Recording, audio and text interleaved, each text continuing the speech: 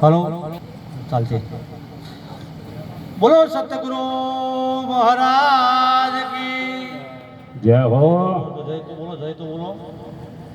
આ તો હવા હાર થયું, ભાગ્ય જાગ્યા પ્રાણીઓના ઊંટ નીકળી ગયા હવા. ન તો પહેલાંના ઊંટ હતા, ઊંટ એટલે એનો જે માલિક હોય ને મહારાજ, એનો માલિક એ ઊંટને એમ કે જે જે જે જે કહે ને તો એ 10 ફૂટનું ઊંટ હોય ને ઊંટ તો એ ફરતી નહીં બેસી જતું. વિચાર કરો ખાલી આમ જે આમ દોરી પકડે ઇશારો કરે એટલે તરત ઊંટ બેસી જતું. પણ આમાં ચાયું એવું ઊંટિયું બેઠું છે તે આપણને આમ જય બોલવા દેતું નહીં. આમાં કયું એવું ઊંટિયું બેઠું છે તે જય બે આપણે બોલવાનું નહીં. બસ આ બધી મહેનત જ એના માટે છે કે જે મનરૂપી જે ઊંટિયું છે ને એના માટેની જ આ મહેનત મહાપુરુષો કરી રહ્યા છે. એટલે આજના જે નાગજીભાઈની જે નિર્વાણ નિમિત્તે આજનું જે ભજન રાખી તેમના પરિવારને આજે સંતો મહાપુરુષોને બોલાયા અને અરસપરસ એકબીજાના દર્શનો આપણને લાવો લેવડાવ્યો.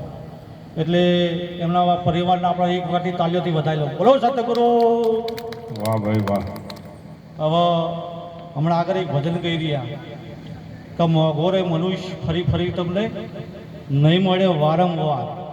આવું આપણને વાણી કે ઈશારા કરે છે, સંતો મહાપુરુષો કહે છે, પણ છતાં આપણા કોણ ઉભરાતું નહીં. જો કદાચ કોણ હોય તો ઉભરાય, ને કે કોણ તો આ પશુ પક્ષીને જીવજંતુ બધાને કોણ તો છે, કોને કોણ નહીં કોણ તો સર. હાલ આપણે જય બોલાય તો એ તો ગમે તો પુત્ર હોય કે ગમે તે હોય, પણ એ જય બોલવાનો નહીં બોલે કે જય.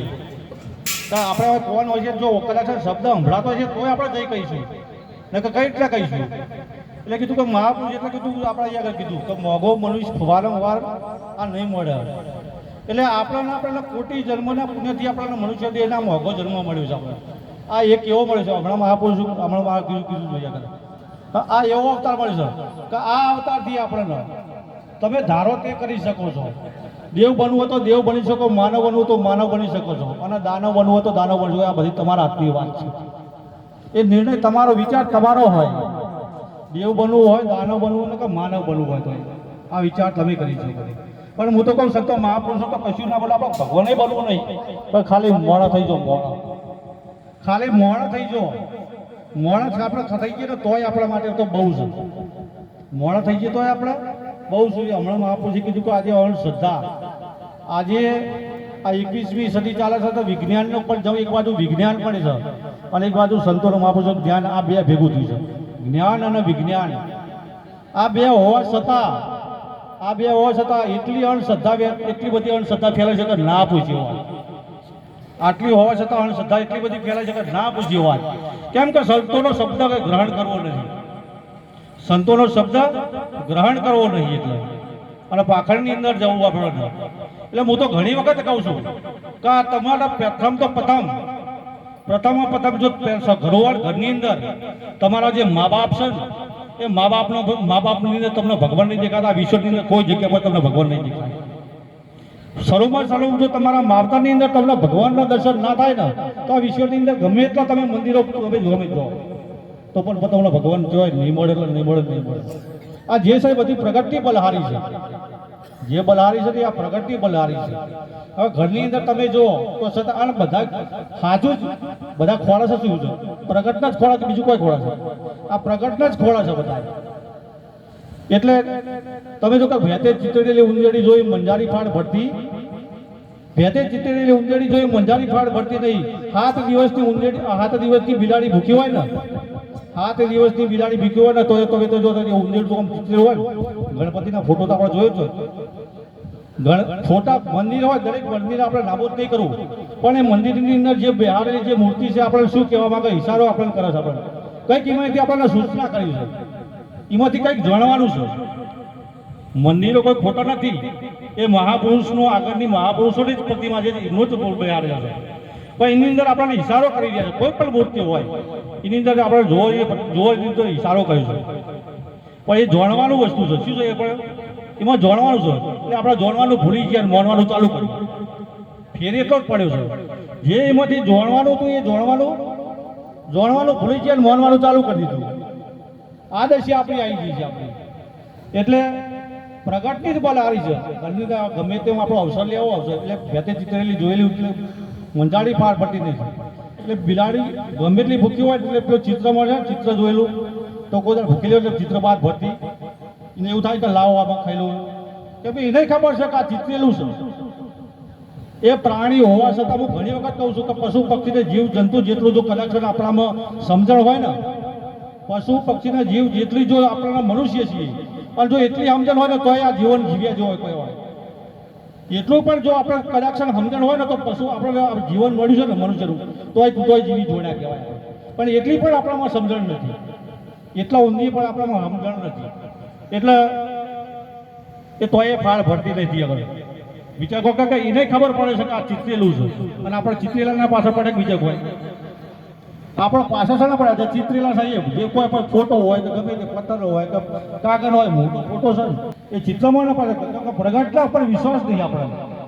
અને એક વાત ઉપર આપણે વિશ્વાસ છે કે આપણે કોઈ પણ અવસર લઈને બેઠા આપણે દીકરા છોકરા લોકો દીકરીનો આપણે અવસર લઈને બેઠા હોય, દીકરાનો કે દીકરીનો આપણે ઘરની અંદર 2 લાખ રૂપિયા લાવીને મેલ્યા હોય, ઘરમાં આપણે 2 લાખ રૂપિયા લાવી અને મેલ્યા હોય આપણે અને એની અંદર તળહોનો પહોળદાળ આપણા દીવા બારી બાર્યા હોય, આપણે જેને માનતા હોય તેને તળહોનો પહોળદાળ આપણે જેને રાત દિવસ આરાધના કરતા હોય, દીવા બારતા અગરબત્તી બારતા હોય અને એ પણ હોય ફોટો એનો મેલેલો હોય અને એ આપણું મંદિર બનાવેલું હોય અને મની અંદર 2 લાખ રૂપિયા અંદર મેકી ગયા હોય અને કદાચ જે આપણા કુટુંબના વાળા બધા ભેગા થઈને વરવા માટે જઈએ ને, વરવા માટે તો આપણે જઈએ નહીં જતા, આપણે વરવા કોઈ વસ્તુ લેવા બજારની અંદર જતા હોય તો આપણે એમ કહું 2 લાખ રૂપિયા હોય એટલે એના પર વિશ્વાસ રાખ્યું, ઘરમાં કોઈ દોષ હોય એના પર વિશ્વાસ રાખ્યું, વિશ્વાસ કરવો છે.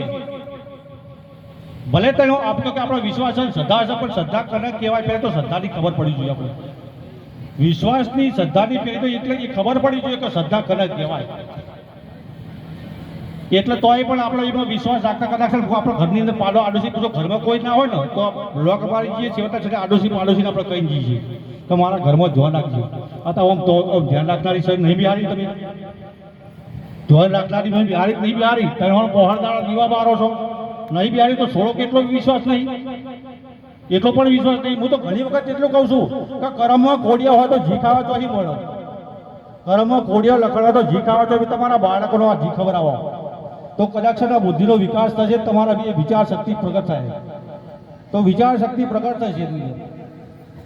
એટલે આપણે તો આપણને વિશ્વાસ આપતો ભલે આપણે દીવા બારતા હોય ગમે તે પણ ના એ વખતે નહીં વિશ્વાસ આપતો.